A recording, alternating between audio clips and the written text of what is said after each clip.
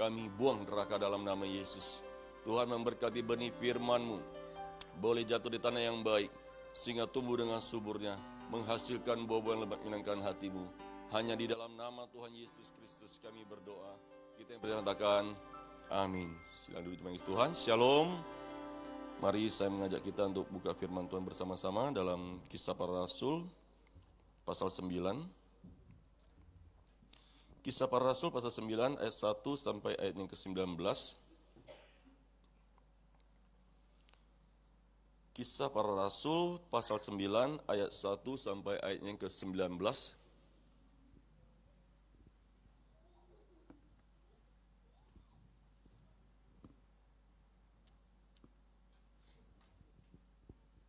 Baik, jika sudah mendapatkannya, mari saya mengundang kita untuk bangkit berdiri sebentar. Kita angkat kitab kita. Katakan saudara saya yang enggak bawa kitab, silakan numpang di sebelah kanan, sebelah kiri. Oke, kita ucapkan sama-sama. Saya percaya Alkitab ini adalah firman Allah. Ketika saya membacanya, ketika saya mendengarkannya, saya percaya, saya taati, maka hidup saya pasti diberkati oleh Tuhan Yesus. Amin. Silakan duduk kembali, jemaat dikasih Tuhan. Kita membaca berganti-gantian. Jemaat dikasih Tuhan akan membaca ayat 1 ayat ganjil, dan saya ayat 2 ayat genap, dan seterusnya sampai ayat 19. Jemaat akan membaca lebih dahulu, saya akan hitung sampai 3. 1, 2, 3.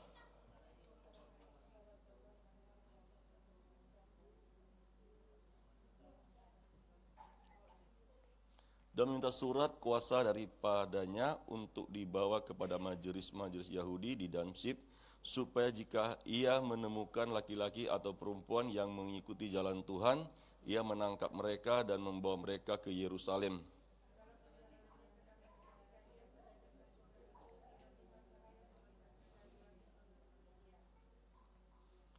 Ia rebah ke tanah dan kedengaranlah olehnya suatu suara yang berkata kepadanya, Saulus, Saulus, mengapa engkau menganiaya aku? Jawab Saul,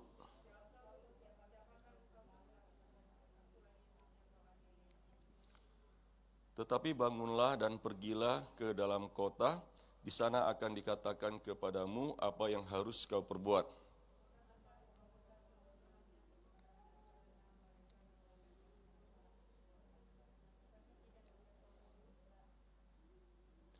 Saulus bangun dan berdiri, lalu membuka matanya, tetapi ia tidak dapat melihat apa-apa. Mereka harus menuntun dia masuk ke Damsyik.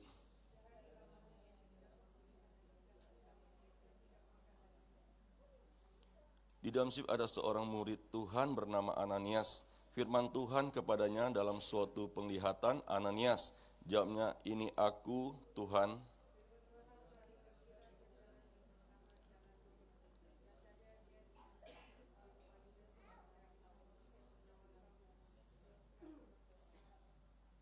Dan dalam suatu penglihatan ia melihat bahwa seorang yang bernama Ananias masuk ke dalam dan menumpangkan tangannya ke atasnya supaya ia dapat melihat lagi.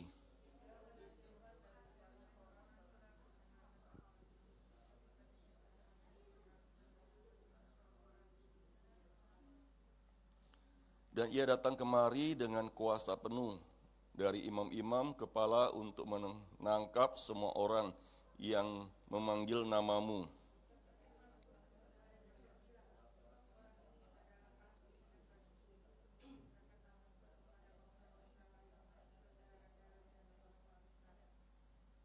Aku sendiri akan menunjukkan kepadanya betapa banyak penderitaan yang harus ia tanggung oleh karena namaku.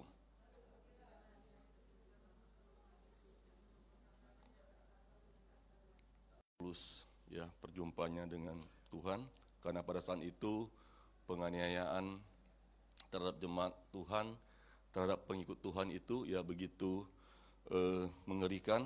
Setelah kebangkitan Tuhan Yesus Kristus itu, dan setelah jemaat semakin berkembang, semakin bertambah orang percaya kepada Tuhan, tetapi ada pihak-pihak yang tidak senang, ada pihak-pihak yang tidak setuju, ya, karena berbeda pendapat dan keyakinan, sehingga mereka membunuh, bahkan menangkap setiap orang yang mengikuti jalan Tuhan.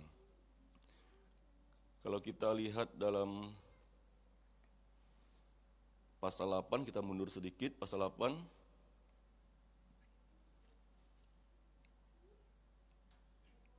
Ayat 1, saya baca untuk kita semua. Saulus juga setuju bahwa Stefanus mati dibunuh. Pada waktu itu mulailah penganiayaan yang hebat terhadap jemaat di Yerusalem. Mereka semua kecuali rasul-rasul tersebar ke seluruh daerah Yudea dan Samaria. Orang-orang saleh menguburkan mayat Stefanus serta meratapinya dengan sangat. Tetapi Saulus berusaha membinasakan jemaat itu dan ia memasuki rumah demi rumah dan menyeret laki-laki dan perempuan keluar dan menyerahkan mereka untuk dimasukkan ke dalam penjara. Ya, ketika Stefanus dilempar mati, dirajam mati oleh orang-orang pada zaman itu, maka Saulus itu lebih arogan, lebih bengis lagi, yaitu dia masuk dari rumah ke rumah, dia masuk. Dia nggak mau tahu. Pokoknya ketemu laki-laki dan perempuan, dia seret keluar, mengerikan. Bahkan dia berusaha membunuhnya dan dia berusaha memasukkan mereka ke dalam penjara. Dan tadi kita baca di Kisah Para Rasul pasal 9 ayat 1. Sementara itu berkobar-kobarlah hati Saulus untuk mengancam dan membunuh murid-murid Tuhan. Ia menghadap imam besar dan meminta surat kuasa daripadanya untuk dibawa kepada majelis-majelis Yahudi di Damsyik, supaya jika ia menemukan laki-laki atau perempuan yang mengikut jalan Tuhan, ia menangkap mereka dan membawa mereka ke Yerusalem.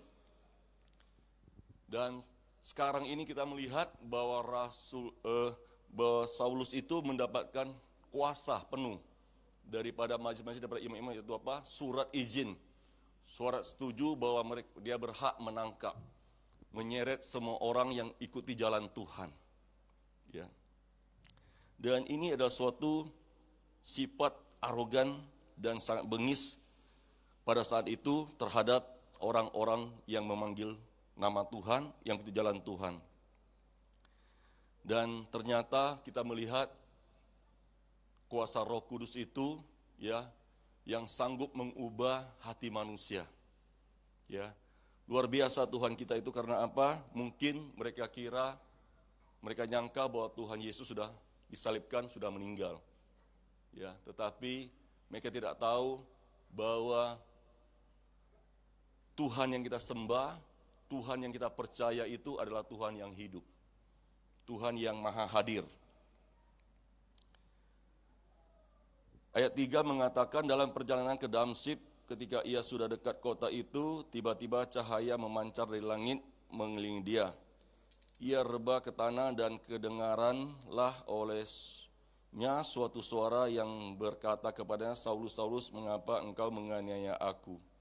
Dan kita melihat ya rencana Saulus itu, dia sudah lengkap dengan surat-surat, dengan keyakinan penuh bahwa kali ini dia akan menghabisi semua orang di jalan Tuhan. Tetapi ketika dalam perjalanan itu, maka tiba-tiba dia melihat sebuah cahaya yang memancar dari surga, dari langit itu, yang mengelilingi dia, sehingga membuat dia rebah, jatuh ke dalam tanah. Ternyata cahaya itu adalah Tuhan Yesus sendiri yang hadir pada saat itu. Cahaya itu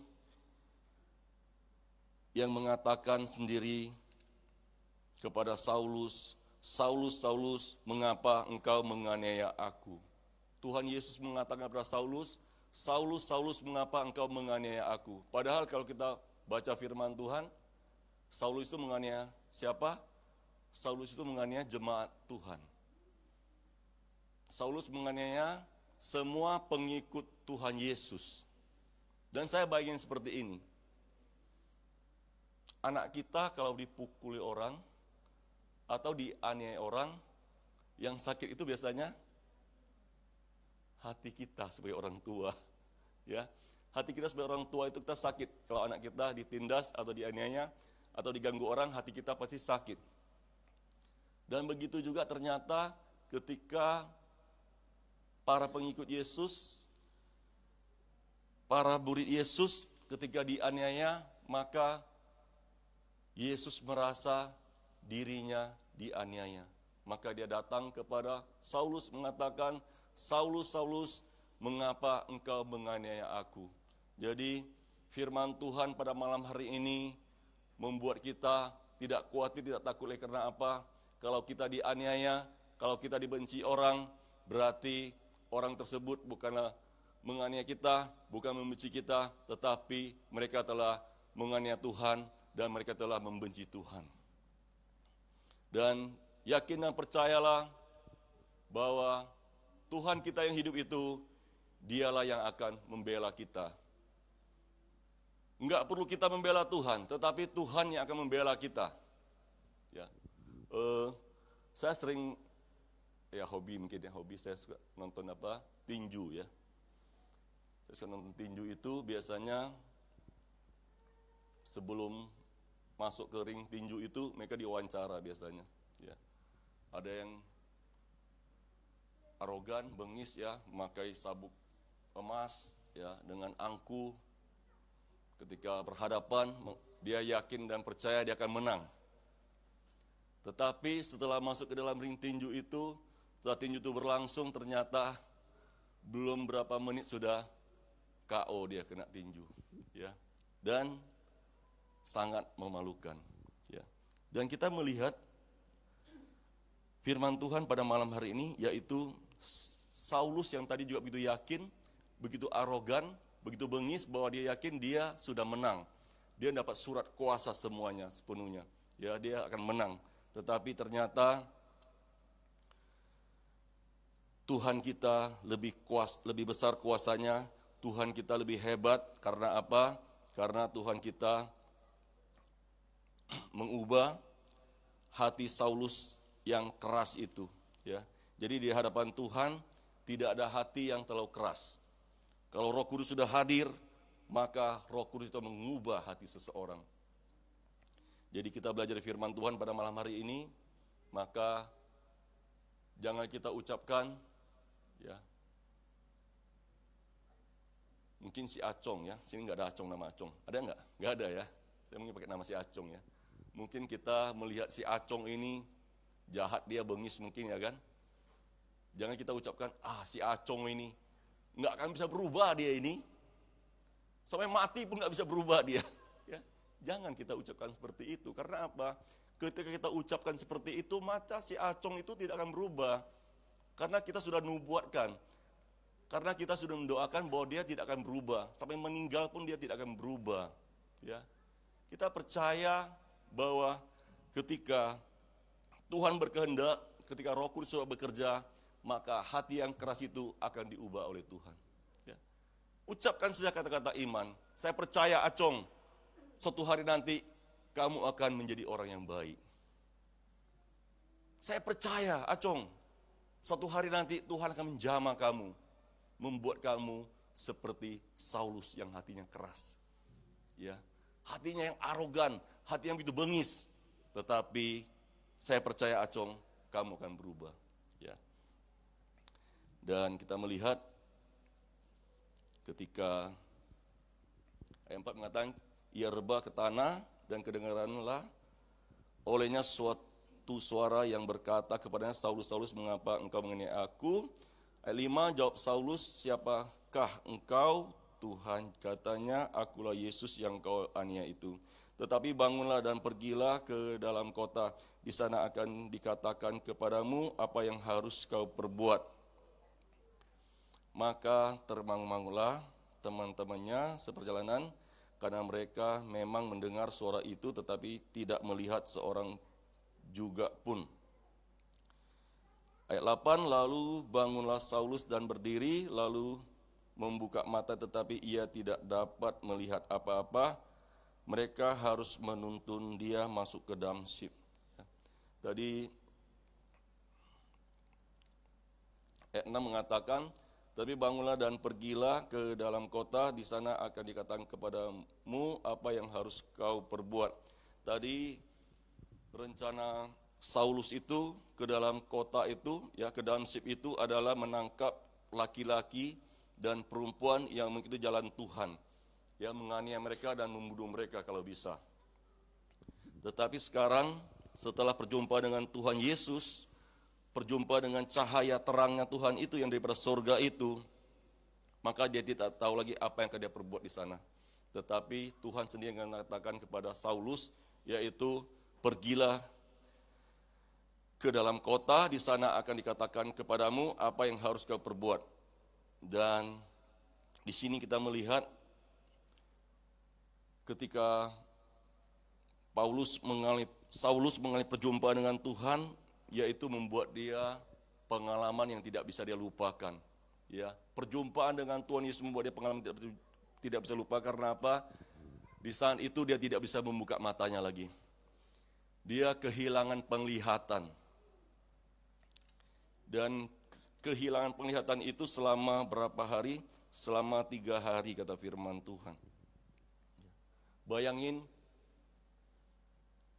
kalau kita nggak bisa melihat 3 hari itu gimana? Mati lampu sekejap aja, kita ada gelisah, ya. Kita juga sudah takut. Kita segera mencari apa? Kita mencari handphone senter, ya. Kita mencari lilin mungkin. Kita mencari sesuatu yang bisa menerangi. Karena apa? Kita gelisah karena gelap, nggak bisa melihat sesuatu, ya. Dan apa yang Saulus rasakan? Ya, dia pasti penuh dengan ketakutan dan kegelisahan. Kata firman Tuhan, sampai 3 hari itu dia tidak makan dan tidak minum. Ya, kalau saat ini kita bilang apa? Dia sedang puasa Ester. Ya, 3 hari tidak makan, tidak minum. Ya, karena apa? Karena tidak bisa melihatnya. Ya, karena matanya selama ini melihat orang percaya itu sebagai kegelapan. Matanya yang jahat ini, ya, yang mau menghancurkan orang percaya, yang membinasakan, yang celakakan orang percaya itu, maka Tuhan kasih pelajaran sehingga apa? 3 hari dia tidak bisa melihat. Apa yang dia rasakan, ya? Dia akan melihat hampa hidup ini karena gelap, tidak ada terang, tidak ada cahaya. Hidup ini hampa, hidup ini tidak punya pengharapan lagi.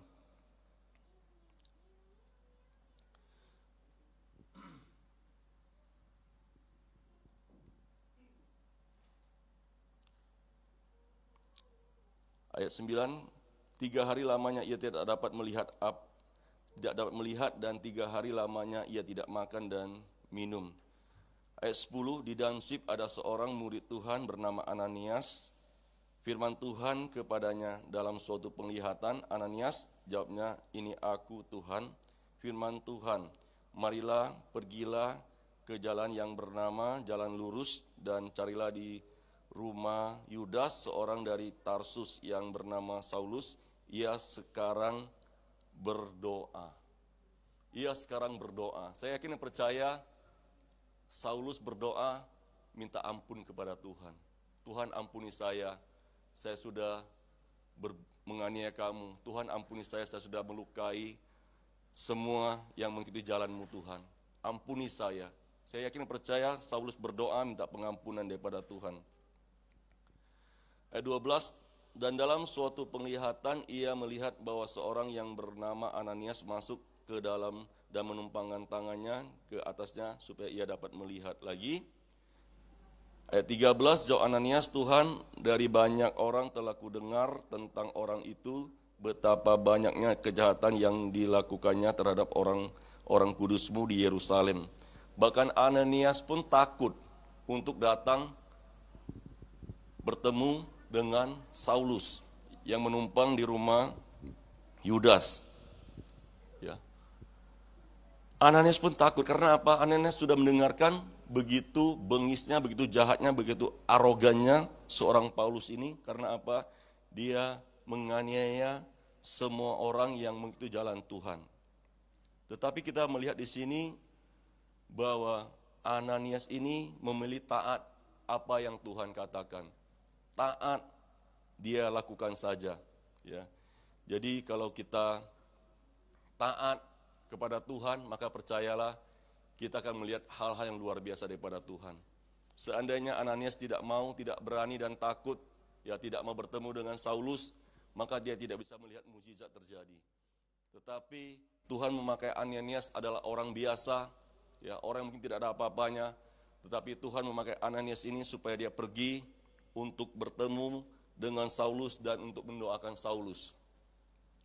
Ayat 14, dan ia datang kemari dengan kuasa penuh dari imam-imam kepala untuk menangkap semua orang yang memanggil namamu. Ayat 15, tetapi firman Tuhan kepadanya, pergilah, sebab orang ini adalah alat pilihanku untuk memberitakan namaku kepada bangsa-bangsa lain, serta raja-raja dan orang-orang Israel.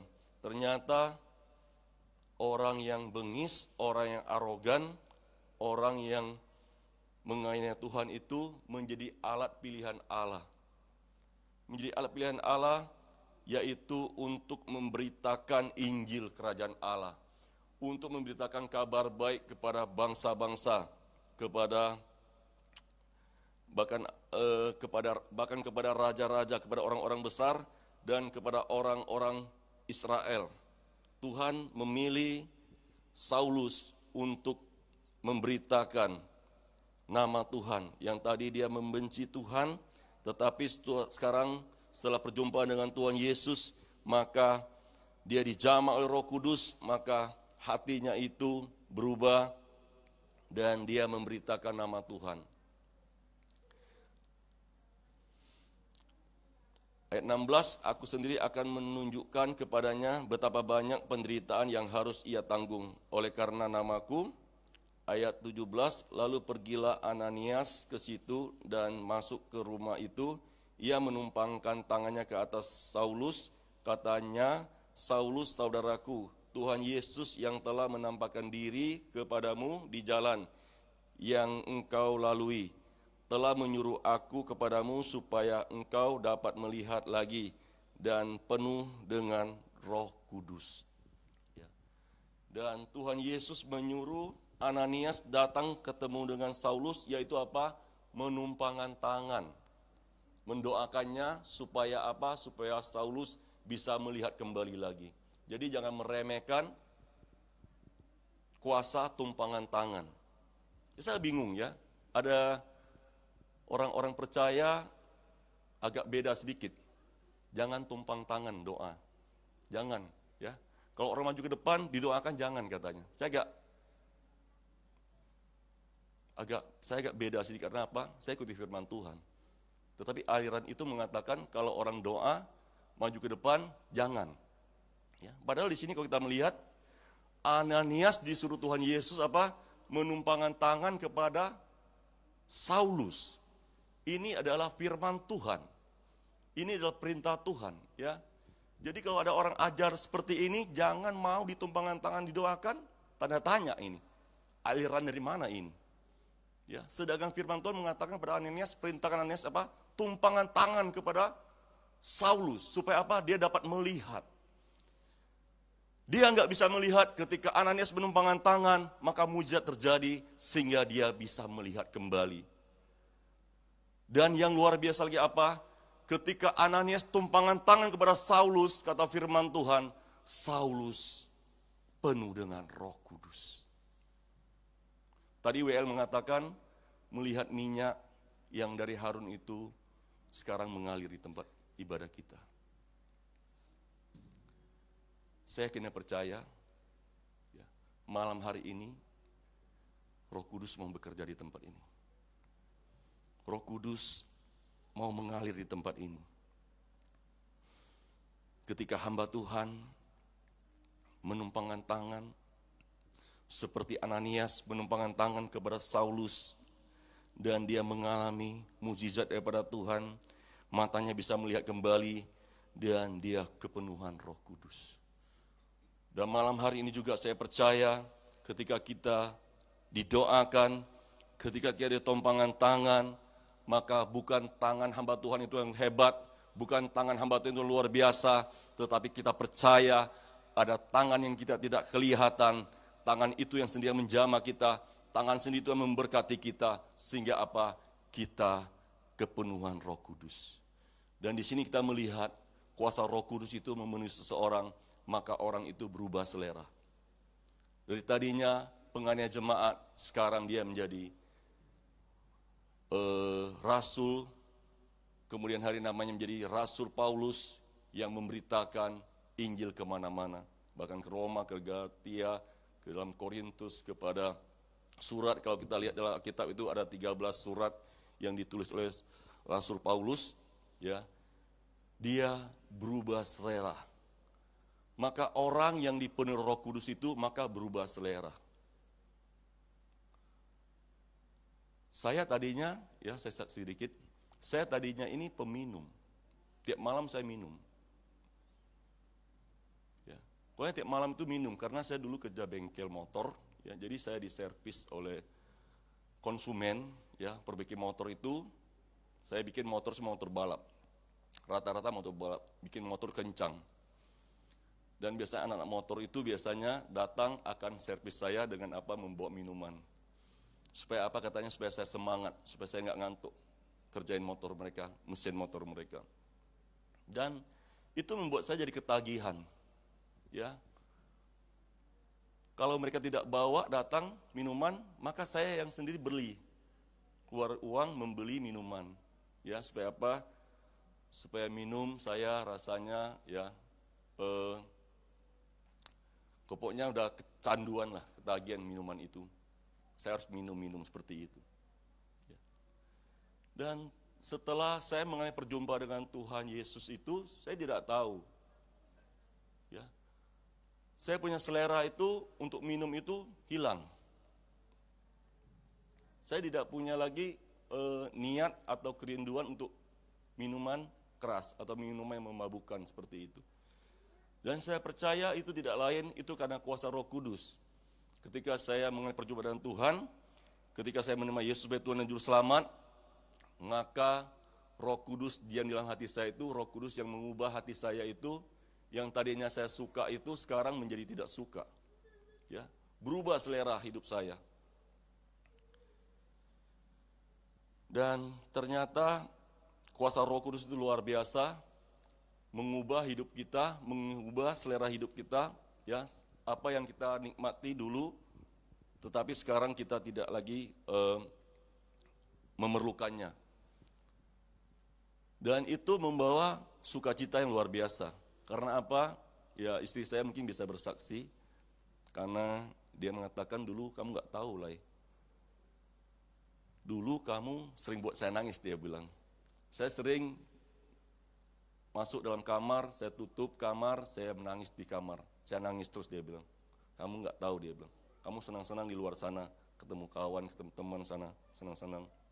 Ya, mabuk di luar sana.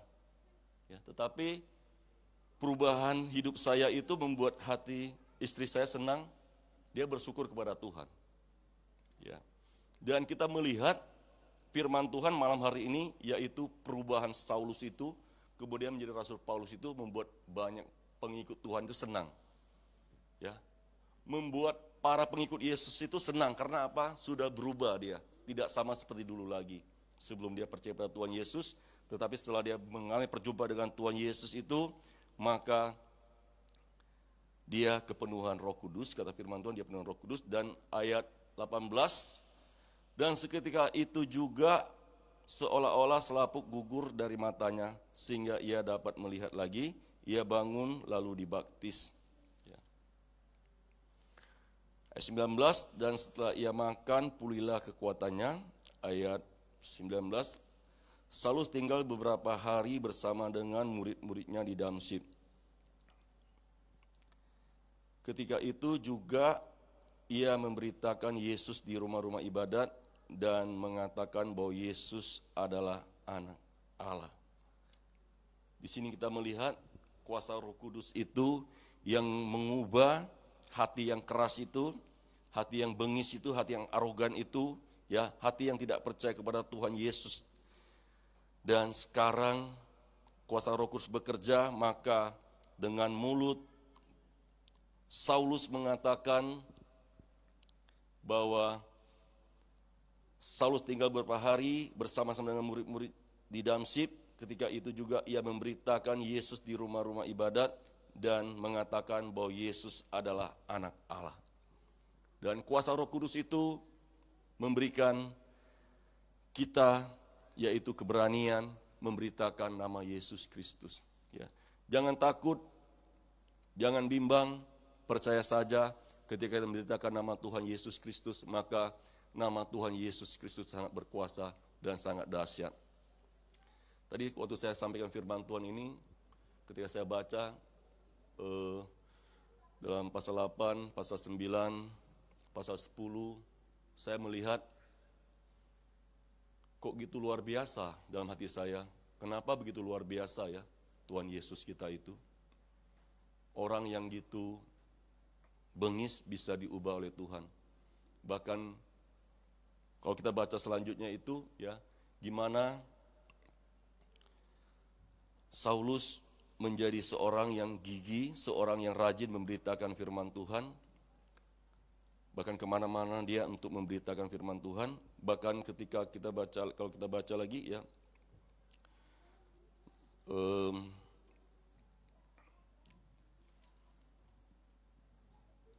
dalam ayat 32 itu, ya Petrus menyembuhkan Eneas dan membangkitkan Dorcas.